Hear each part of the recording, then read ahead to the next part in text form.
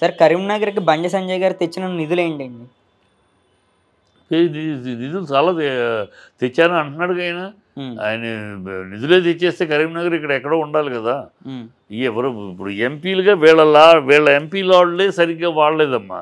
ఎంపీల వాళ్ళే ఏ ఎంపీలు కూడా ఈ బీజేపీ ఎంపీలు ఎవరు కూడా వాళ్ళకు వచ్చిన ఎంపీ ల్యాడ్స్ డబ్బులు ఉంటాయి. ఆ డబ్బుల్నే సక్రమంగా నియోజకవర్గానికి వాడే దాఖలాలు లేవు. పోరాటాలు చేయటాలు, గొడవలు చేయటాలు ఇవి తప్పితే బండి సంజయ్ మిగతా వాళ్ళ మీద బెటర్ కొంచెం ప్రజల మనిషిగా కొంచెం పోరాడాడు తప్పితే ప్రజల తరపున మిగతా విషయాల్లో రాష్ట్రానికి కాన్స్టిట్యున్సీకి ఏం చేశారంటే ఏమీ లేదు. ఉన్నే మాటలు తప్పితే చేసింది ఏమీ లేదు. చేస్తే మన ఎన్నికల్లో ఎందుకు ఓడిస్తారు ప్రజలు? ఏం చేయలేదు, అది వాస్తవం. ఏమీ చేయలేదు, చెయ్యరు కూడా. ఉన్న మాట్లాడు బీజేపీ బాగా మాట్లాడటం అలవాటు చేసుకుంది. కేంద్రంలో కాస్త కూస్తో చేతలు చేసి మోడీ లాంటి నాయకత్వం ఉంది, కొంతవరకు ఒప్పుకోవచ్చు. కానీ ఇక రాష్ట్రంలోకి వచ్చేటప్పటికి ఇక నాయకత్వం, రాష్ట్ర నాయకత్వం చాలా దివాళాకోరు నాయకత్వం.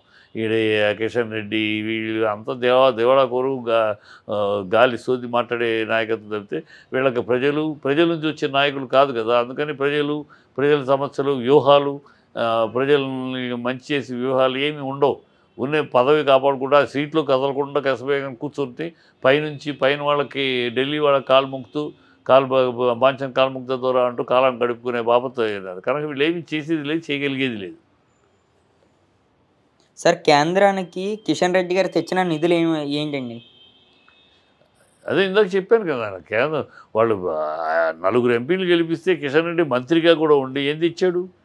ఏమి తెచ్చి తేలా వాళ్ళు అలా నీట్గా తయారయ్యి ఆఫీస్ కూర్చుంటూ ప్రెస్ మీట్లో ఏదో 4 మాటలు మాట్లాడటం, ఆల్రెడీ ఎవరో అన్న మాటలు, ఎవరో అన్న ప్రశ్నలు, ఒక 4 ప్రశ్నలు, ఇంకేదైనా మాట్లాడితే గుజరాత్ మోడల్ గురించి మాట్లాడటం, యూపీలో మన తెలంగాణ గురించి మాట్లాడవయ్యా, తెలంగాణ సమస్యల గురించి మాట్లాడు, తెలంగాణ పరిష్కారాల గురించి సమస్య పరిష్కారాల గురించి మాట్లాడమంటే యూపీని చూడండి, గుజరాత్ చూడండి, మాకు ఓటేయండి అన్నట్టు మాట్లాడతాడు ఆయన.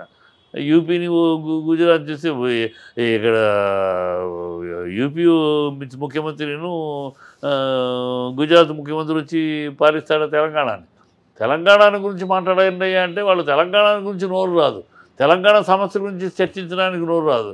ఎంతసేపు యూపీని పొగట్టడానికి యోగి ఆదిత్యనాథ్, పొగట్టడానికి గుజరాత్ మోడల్ అనటానికి గొంతు పెకలించుకుని మాట్లాడతారు వీళ్ళు. ఇంకా నిధులు ఏం చేస్తారు వీళ్ళకి అక్కడ ఏముందో విలువ? ఈ ఎంపీలకి, మన తెలంగాణలో ఎంపీలకి ఏమన్నా కేంద్రంలో విలువ ఉందా? ఏమీ లేదు. చేతులు కట్టుకుని ఉంచుంటమే ఇక్కడ వాళ్ళు చెప్తా ఉంటే తల ఊపుతా తప్పితే అది కాదు ఇది అని అడిగే దమ్ము ధైర్యం కూడా లేవు. చేతులు కట్టుకుని ఉంచుంటమే, చేతులు కట్టుకుని ఎస్ బాస్ అని బాప తప్పితే అంతకన్నా ఇంకేమీ లేదు. ఆ సినిమాలో రజనీకాంత్ డైలాగ్ ఉంటుంది, ఇలా పెట్టుకుని చెప్పండి బాస్, ఎస్ బాస్ అనేవా ఇలా అలాంటి వాళ్ళు అంతే. అక్కడికి వెళ్ళి ఢిల్లీలో కూర్చొని ఎస్ బాసులు, ఓకే బాసులు తప్పితే ఇక్కడే ఏదో ప్రెస్ మీట్లో పెద్ద మినిస్టర్లాగా ఎంపీలాగా కూడా అక్కడికి వెళ్తే ఏమీ లేదు. మేము చూసాం కదా, అక్కడ చేతులు కట్టుకుని ఎదురు మాట కూడా మాట్లాడలేదు. అడిగిన దానికి yes boss, yes okay, yes boss అంతే. బాంఛన్ కాలు ముక్త ద్వారా బాబా తప్పితే అక్కడికి వెళ్ళి మాట్లాడే సీన్ లేదు వీళ్ళకి. బయటకు గుండె చేసుకుని చెప్పమానండి, మేము అమిత్ షా గారికి ఇలా చెప్తాం, ఇలా సమస్య ఇది అని ఎత్తి చెప్పగలం అని చెప్పమానండి, ఏమీ చెప్పడానికి లేదు. ఆయన చెప్తూ ఉంటాడు, వీళ్ళు విని ఎస్ బాస్, అలాగే ఓకే తల ఆడించడం తప్పితే కూర్చోమంటే కూర్చోటం, పోమంటే పోమనడం, తర్వాత కలవమంటే కలవడం అంతే తప్పితే అంతకు మించి నోరు పెంచి ఒక మాట ఆయన చెప్పిందని అలా కాదండి ఇలాగూ అని చెప్పగలిగే ధైర్యము, శక్తి, సామర్థ్యాలు వీళ్ళ ఎవరికి లేవు. కనుక వీళ్ళు ఇంకా తెచ్చేది ఉంది నిధులు ఏమీ లేవు. సార్ షర్మిల గారు పులివెందుల్లో అన్న మీద పోటీ చేస్తానంటున్నారు, గెలిచే అవకాశం ఉన్నదనుకోవచ్చా? అమ్మాయి ఎక్కడ నుంచినా గెలవదు, ఎందుకంటే అమ్మాయి వ్యక్తిత్వం లేదు, అమ్మాయికి ఒక క్యారెక్టర్ లేదు. నువ్వు నిన్నటిదాకా కాంగ్రెస్ని తిడితివి, మా నాన్న మీద ఎఫ్ఐఆర్లో మా నాన్న దోషిగా చేర్చారని చెప్పితివి, తిట్టింది తిట్టకుండా తిట్టితివి నిన్నటిదాకా. ఇక్కడ తెలంగాణలో కొట్టు పెట్టి ఇక్కడ ప్రజలు టాటా బై బై అనగానే నీకేం సీన్ లేదమ్మా అంతా, నువ్వు రాజ్యం అంటానికి ఇక్కడ ఏం మీ నాన్న ఏమో బతికొండగా నేను తెలంగాణ రానివ్వను అన్నాడు, నువ్వు ఇవాళ వచ్చి మేము రాజ్యం అంటావు, టాటా బై బై అని చెప్పారు. ఇక్కడ కొట్టు ఓపెన్ చేయకుండానే మూసేసింది. ఇక్కడ కొట్టు తెరిచి ఓపెన్ కాంగ్రెస్ తిట్టకుండా, చంద్రబాబు తిట్టకుండా నేను ఆడపిల్లని కాదు ఈడపిల్లని ఆంధ్రాలో పుట్టారు కానీ నేను ఈడపిల్లని, అందుకనే ఆడపిల్ల అన్నారు, నేను తెలంగాణ కోడల్ని డకారు దుష్కు అంది. ఇక్కడ ఏమన్నా ఏం పప్పులు సాగలేదు, కొట్టు మూసేసింది. ఇప్పుడు అక్కడికి వెళ్ళింది, ఎవరిని తిట్టిందో వాళ్ళని పొగుడుతుంది. మూసేసిన అయిపోయిన అధ్యాయం గురించి మళ్ళీ స్పెషల్ స్టేటస్ అంటుంది. స్పెషల్ స్టేటస్ అయిపోయిందని అందరూ వాగి కమ్యూనిస్టులు తెలుగుదేశం వాళ్ళు మూల కూర్చున్నారు. ఇవాళ ఏమి అది ముగించిన అధ్యాయం అని చెప్పడం జరిగిపోయింది పార్లమెంట్లో. దానికి ప్యాకేజీలు అన్నీ వస్తాయి. ఇవాళ కొత్తగా ఏదో ఇప్పుడే కళ్ళు తెరిచినట్టు ఇవాళ మళ్ళీ ప్యాకేజీ కోసం పోరాడతారు. ఏం పిచ్చి మాటలు! నీకు నీ అన్నకి ఆస్తులు కూడా ఉంటే కోర్టులో చూసుకో, ఇంట్లో చూసుకో, బజార్ మీద పెడతావు ఎందుకు? మేము మా కుటుంబం చీలిపోవడానికి అన్న కారణం రోడ్లో మాట్లాడతాం ఎందుకు? ఏమైనా సంస్కారం ఉన్నవాళ్ళు వాళ్ళ కుటుంబ విషయాలు బజార్లో మాట్లాడతారా?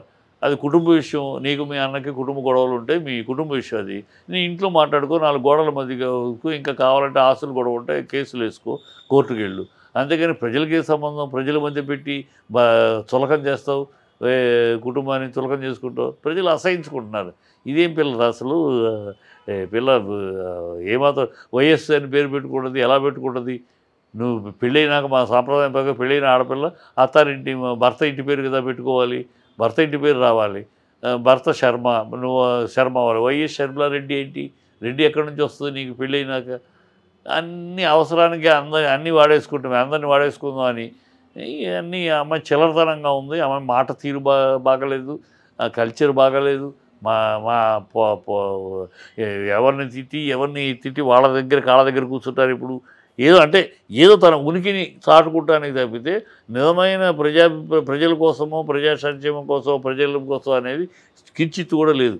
ఆనాడు తెలంగాణలో పెట్టినప్పుడు ప్రజల కోసం కాదు, తన అన్నయ్య అయిపోయాడు నేను అయిపోవాలని ఆశ కొద్ది పెట్టింది. ఆశ అడియాసలు అయిపోయినాయి. ఇప్పుడు ఇక్కడ షేర్ చేసుకోవాలని చూస్తుంది. ఏమి కుదరదు అమ్మాయికి. ఆ అమ్మాయి ఎవరి ఓట్లు చీలుస్తుందంటే, ఎవరితోటి పోటీ పడుతుందంటే నోటా ఓట్లను చీలుస్తుంది, నోటా ఓట్లతోటి పోటీ పడుతుంది, అంతే. సార్ కడపలోని కంటైనర్లు దొరికినాయి కదా సార్, దాని నుండి డబ్బు ఉన్నదంటున్నారు, ఇది జగన్మోహన్ రెడ్డి గారిది అంటున్నారు, దీని గురించి మీరు ఏమంటారు? అంటారు కంటైనర్లు, డబ్బులు, లక్కిబిద్దులు ఇవన్నీ ఊహాజనితపు మాటలు. కంటైనర్లు దొరికి దాంట్లో ఏమున్నాయి అని వీళ్ళే ఊహించేసుకుంటారు. ఒకడు చంద్రబాబు డబ్బు అంటాడు, ఒకడు రేపు షర్మిలా డబ్బు అంటచ్చు. షర్మిలా అక్కడ పోటీ చేస్తానంటుంది కానీ కంటైనర్లు ఆల్రెడీ షర్మిలా కోసం వచ్చినాయేమో, కాంగ్రెస్ పంపించిందేమో.